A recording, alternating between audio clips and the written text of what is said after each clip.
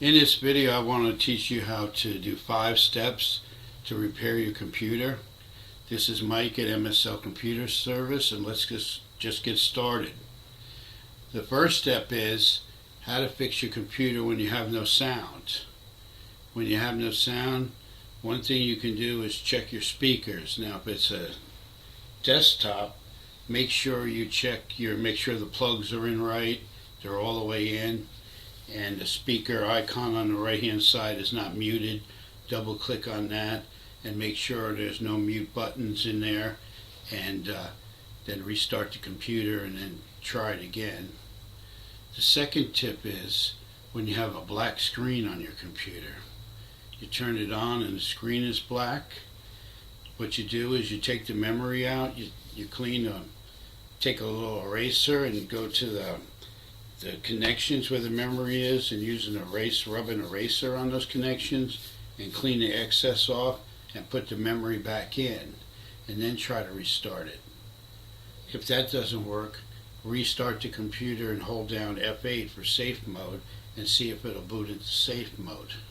Tip number 3, if your screen is sideways, your computer screen, you look at it and everything is Windows logo is supposed to be on the bottom and it's on the side.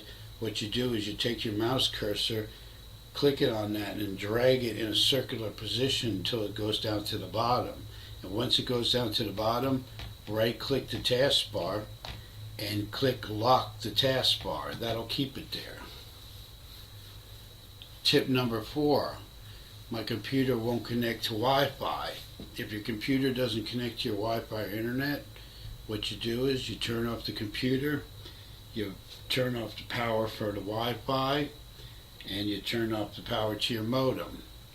Then you wait about 10 seconds to a minute, and then you power on your modem again, and you power on your Wi-Fi router, and then you turn the computer on, and then you try it again and see if it connects.